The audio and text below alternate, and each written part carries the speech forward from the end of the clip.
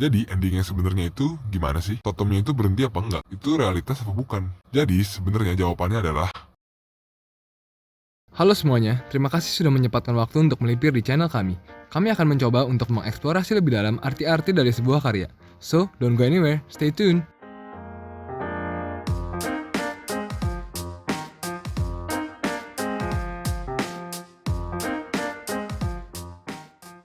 Oke sobat tanya-tanya, kembali lagi sama Bang Sotoy di sini. Pada episode kali ini, kami akan membahas tuntas film Inception karya dari Christopher Nolan. Film yang rilis di tahun 2010, tapi mungkin masih meninggalkan tanda tanya di benak pikiran kalian. Di sini, kami akan menjelaskan dengan bahasa yang mudah, dan dijamin kalian bakal ngerti deh kalau nonton video ini sampai habis. Oke, jadi tokoh-tokoh utama di film ini diperankan oleh bintang-bintang Hollywood yang memang sudah top banget. Pertama ada Leonardo DiCaprio sebagai Dominic Cobb, lalu ada Cillian Murphy sebagai Robert Fisher, Tom Hardy sebagai Eames, Joseph Gordon-Levitt sebagai Arthur, Marion Cotillard sebagai Mal, Ken Watanabe sebagai Saito, Tom Berenger sebagai Peter Browning, Ellen Page sebagai Ariadne, dan Dilip Rao sebagai Yusuf. Untuk sekedar mengingatkan, secara singkat film ini bercerita tentang sebuah tim yang memiliki keahlian khusus untuk mencuri ide dari pikiran seseorang dengan menginterupsi mimpi orang tersebut. Tetapi di sini daripada mereka mencuri ide, mereka mau mencoba menanamkan sebuah ide pada pikiran seseorang. Saito di sini ceritanya adalah seorang bos perusahaan energi yang berkuasa dan berpengaruh. Saito ingin menggagalkan Robert Fisher, anak pewaris tahta perusahaan ayahnya yang berpotensi menjadi perusahaan monopoli energi terbesar di dunia. Untuk menyelamatkan perusahaannya dan perusahaan-perusahaan lain, dia menyewa jasa tim dari Cobb dan kawan-kawan untuk menanamkan ide pada Robert Fisher. Ide tersebut bertujuan agar Robert meruntuhkan perusahaan warisan ayahnya tersebut. Oke, sebelum masuk ke bahasan yang lebih dalam lagi, gue mau coba jelasin konsep waktu di dalam mimpi dulu. Jadi di film ini, biar idenya itu bisa berkembang dalam diri seseorang, mereka itu mesti nanemin idenya itu dalam pikiran seseorang di mimpi level ketiga. Jadi mimpi level 3 itu mimpi, dalam mimpi, dan di dalam mimpi lagi. Konsep waktunya itu kayak gini, 10 jam tidur di dunia nyata, itu berarti durasinya 7 hari di dalam mimpi level pertama tersebut. Kalau mimpi lagi di level pertama itu, durasinya akan jadi 6 bulan di mimpi level 2. Dan kalau lu mimpi lagi di level 2, lu kan jadi masuk ke mimpi level 3. Di level 3 itu berarti 10 jam sama dengan 10 tahun di level tersebut. Kayak gitu ya teman-teman. Nah, dalam film ini banyak istilah-istilah khusus yang dipakai. Karena dalam pembahasan berikutnya gue akan pakai juga, maka akan gue jelasin dulu secara singkat. Yang pertama itu adalah Inception itu sendiri. Inception itu adalah praktek memasuki mimpi seseorang dan menanamkan sebuah ide di pikiran orang tersebut. Dalam film ini, Inception diyakini menjadi hal yang tidak mungkin. Karena tanya orang tersebut akan selalu bisa melacak dari mana ia dapat ide tersebut. Yang berikutnya itu adalah kick. Kick adalah upaya untuk mengacaukan keseimbangan si pemimpi, biar mereka bisa terbangun dan kembali pada dunia yang nyata. Contoh mudahnya itu kayak pas kita kepleset dalam mimpi atau mimpi jatuh. Yang ketiga itu adalah limbo. Limbo adalah tempat di mana pemimpi mungkin berakhir kalau mereka terlalu dalam menelusurin mimpinya. Jadi di limbo itu, orang sangat rawan kehilangan arah antara yang realitas dan mimpi. Di limbo itu, waktu berjalan sangat cepat. Beberapa jam di dunia nyata bisa jadi berdekade-dekade di limbo. Lalu yang berikutnya itu adalah arsitek. Arsitek itu adalah orang yang mendesain dunia mimpi dalam pikiran si pemimpi itu. Jadi latar tempat, kelok-kelok gedung, jalanan, semuanya itu dirancang sama arsiteknya. Dalam misi Inception, Ariadne adalah arsiteknya. Pada awalnya sebenarnya Ariadne tidak diajak buat ikut ke misi Inception itu. Rencana awalnya tuh Ariadne cuma ngajarin layout labirinnya aja ke para pemimpi-pemimpinya itu. Selanjutnya itu adalah The Dreamer. The Dreamer adalah orang-orang yang memiliki mimpinya. Pemimpi itu mengisi layout tempat yang sudah diberikan sama arsitek dengan alam bawah sadarnya. Seperti orang-orang pejalan kaki, masyarakat yang ada di sekitarnya, itu adalah proyeksi mimpi dari si pemimpi itu. Ketika menciptakan mimpi dalam mimpi, setiap level itu harus memiliki pemimpi yang berbeda. Istilahnya tiap level tuh harus punya room master lah, atau hostnya. Nah, pada misi tersebut, level pertama itu hostnya itu adalah si Yusuf yang di kota hujan itu yang di New York. Lalu di level kedua yang latar tempatnya hotel itu adalah mimpinya si Arthur. Level ketiga yang latar tempatnya bunker salju itu adalah mimpinya si Eames. Nah, yang berikutnya itu adalah the subject atau Mark. Subject adalah orang yang tidak sadar sebenarnya mereka itu dibawa ke dalam mimpi. Nah, dalam film ini ya subjeknya adalah si Robert Fisher itu. Kalau pada awal-awal film subjeknya itu si Saito. Nah, lalu selanjutnya ada proyeksi. Proyeksi itu adalah orang-orang yang diciptakan oleh alam bawah sadar dari para pemimpi. Ibaratnya, proyeksi itu kayak sel darah putih. Jadi, kalau seandainya subjeknya mulai menyadari bahwa mimpi yang dialaminya itu bukan miliknya, proyeksi merespons dengan keras dan berusaha mencari si pemimpi untuk membunuhnya. Nah, lalu yang terakhir. Yang terakhir itu adalah totem. Totem adalah objek kecil yang dibuat untuk memvalidasi apakah mereka itu masih berada di dunia mimpi atau sudah di realitas. Oh ya, sekedar penjelasan tambahan. Jadi sebenarnya saat mereka semua berbarengan sharing mimpi, subconscious siapapun itu bisa mengganggu mereka sendiri. Dalam hal ini, ada Mal yang sering muncul, lalu ada subconsciousnya si Robert itu yang pengawal-pengawal berusaha untuk memburu mereka, dan juga kereta api yang tiba-tiba lewat di tengah jalan itu. Itu merupakan subconsciousnya si Cobb. Dan juga terjadi hujan di level mimpi pertama, itu karena subconscious Yusuf yang kebelet untuk buang air kecil karena kebanyakan minum champagne katanya.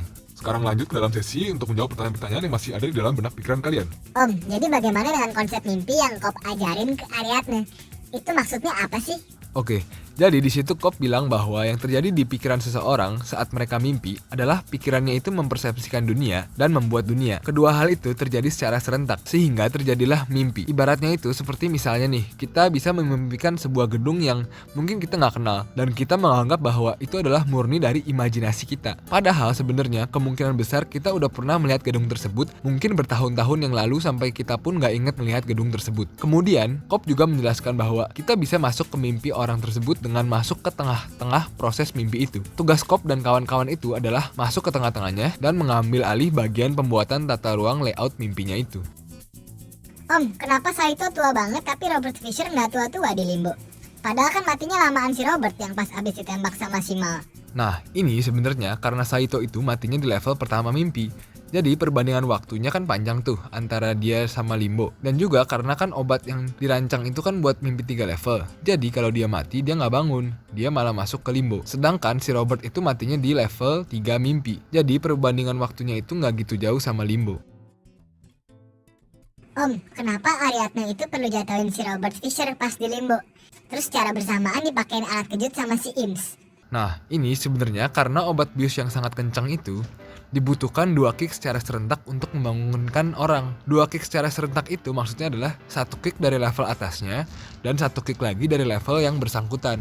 Om, apa sih sebenarnya ide yang ditanemin sama si Cobb ke istrinya sampai istrinya itu mau bunuh diri? Nah, jadi Cobb sama si Mal itu kan hidupnya udah lama banget di dunia mimpi. Sampai-sampai si Mal itu pengen hidup kayak gitu aja terus. Sampai akhirnya dia itu ngunci totemnya dengan keadaan diem di dalam berangkasnya itu. Dengan maksud melupakan mana yang nyata dan mana yang mimpi. Tapi si Cobb itu pengennya hidup di dunia nyata. Maka dari itu dia melakukan sesuatu insepsi ide pada istrinya. Biar istrinya itu mau balik ke realita. Cara insepsinya itu adalah dengan membuat totemnya itu gerak terus di berangkas istrinya. Jadi istrinya pun sadar bahwa beneran nih ternyata emang gue hidup di dunia mimpi. Ya udah deh, gue mau balik ke dunia nyata. Terus kan akhirnya mereka bundir tuh dengan naruh pala di rel kereta. Nah terus pas sampai ke realita, ternyata istrinya tuh masih bertanya-tanya, apakah mungkin ini masih mimpi ya? Anak-anak kita juga cuman proyeksi nih mah. Ide tersebut yang diinsepsi sama si Cobb di mimpinya itu malah menjalar ke dunia nyata istrinya seperti kanker dalam tubuh Mal. Sampai akhirnya pun dia bunuh diri di realitas biar dia bisa balik ke dunia nyata menurut versi dirinya itu. Om, mau nanya juga dong. Jadi arti digit angka 528491 itu apa sih? Sebenarnya saat Robert Fisher diculik di level 1, dia tuh disuruh buat kode sendiri untuk membuka berangkasnya nanti yang di level 3 itu. Jadi itu sebenarnya kode untuk membuka berangkas yang nantinya berangkasnya itu berada di alam bawah sadarnya dia sendiri. Dimana nanti isi dari berangkas itu adalah ide yang mau diinsepsi dari Cobb dan kawan-kawannya ke dalam pikiran Robert Fisher itu. Om, jadi sebenarnya gimana sih caranya si Cobb dan kawan-kawannya itu bisa insepsi ide ke Robert Fisher sampai mereka itu bisa berhasil?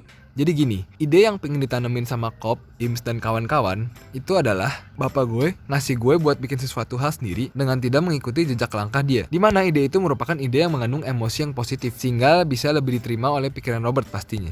Lalu saat Ims menyamar jadi Browning di level 1 yang pas Sin diculik itu, Browning palsu menekankan bahwa bapaknya Robert tuh punya surat wasiat, di mana surat wasiat itu isinya tentang menutup perusahaan tersebut. Di sini maksudnya Ims itu pingin secara pelan-pelan membangun alam bawah sadar si Robert, biar dia itu mau pelan-pelan menutup perusahaan bapaknya. Lalu ternyata pesan terakhir dari bapaknya ke Robert itu cuma satu kata, yaitu kecewa. Hal ini menambah perdebatan batin dalam hati Robert. Bapak gue saking kecewanya sama gue sampai nggak bolehin gue ngelanjutin perusahaannya dia, apa gimana ya? Nah, lalu di level 2 yang berlatar belakang di hotel itu, dengan strategi Cobb yang berpura-pura menjadi sekutu dari Robert, Cobb meyakinkan bahwa orang jahat yang nyulik dia di level 1 itu mau ngambil sesuatu dari pikirannya dia. Keadaan tersebut membuat Robert Fisher bertanya-tanya, siapa sih sebenarnya yang mau ngakalin pikiran gue? Lalu Robert itu membentuk sosok Browning di alam bawah sadarnya, di mana ternyata secara bawah sadar, Robert itu ragu dengan si Browning. Kayaknya ada sesuatu nih yang nggak bener. Lalu Browning ABS itu, atau Browning alam bawah sadar itu, masuk ke dalam kamar yang merupakan tempat si Robert mau diekstraksi pikirannya. Ya, ini sebenarnya akal-akalan dari Cobb dan kawan-kawannya. Lalu dibantu dengan Cobb yang menekankan bahwa nih orang jahat nih kayaknya nih. Jadi dia nganggep bahwa omnya itu si Browning itu acting doang pas diculik. Lalu secara bawah sadar, Robert Fisher itu menganggap bahwa ternyata yang mau ngancurin surat wasiat bapaknya itu adalah si omnya sendiri, si Browning itu. Karena si Browning itu kan udah lama kerja sama bapaknya. Jadi dia nggak bakal mau perusahaannya diruntuhin sama anaknya.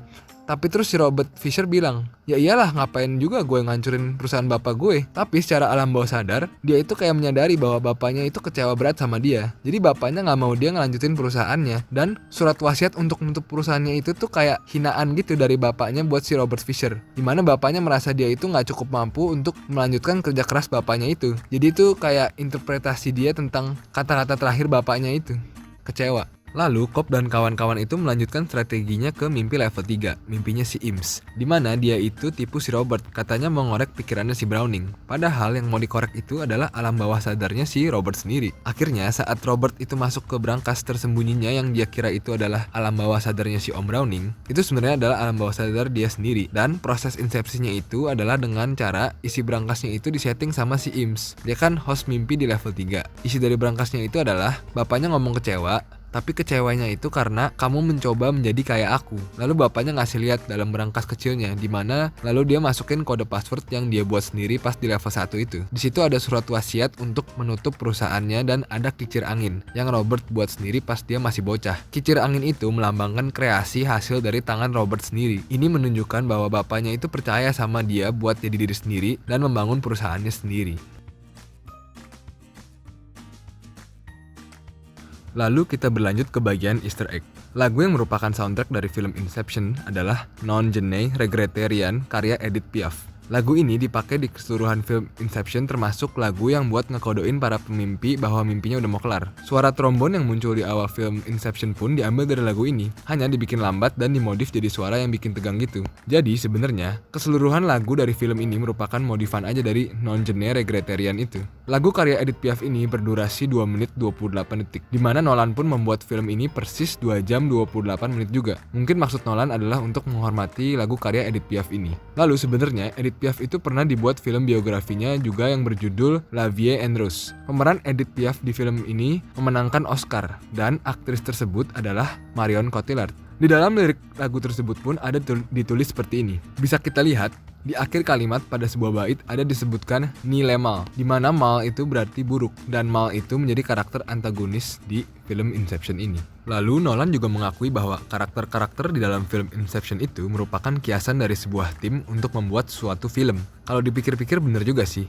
Cobb adalah direktornya, di mana dia itu yang memimpin seluruh berjalannya operasi tersebut. Lalu Arthur merupakan produsernya, di mana dia itu yang menyediakan keperluan-keperluan untuk operasi tersebut. Saito menjadi eksekutif produser, di mana dia itu yang menyediakan dana untuk berjalannya operasi tersebut. Ariadne adalah production designer, di mana dia itu yang mendesain setting dan latar tempat untuk berjalannya operasi tersebut. Yusuf sebagai technician, dia itu yang seperti menjadi penyedia keperluan-keperluan teknis untuk operasi tersebut. Dan Eames adalah aktornya, dia itu bisa berubah atau menyamar jadi orang lain di operasi tersebut. Robert Fisher adalah penonton. Robert Fisher ini diibaratkan seperti kita-kita yang menonton filmnya yang ditanamkan ide dari film ini. Dan akhirnya sampai juga kita ke bagian penjelasan tentang endingnya. Jadi ending yang sebenarnya itu gimana sih? Totemnya itu berhenti apa enggak? Itu realitas apa bukan? Jadi sebenarnya jawabannya adalah totem tersebut berhenti, dan itu merupakan happy ending.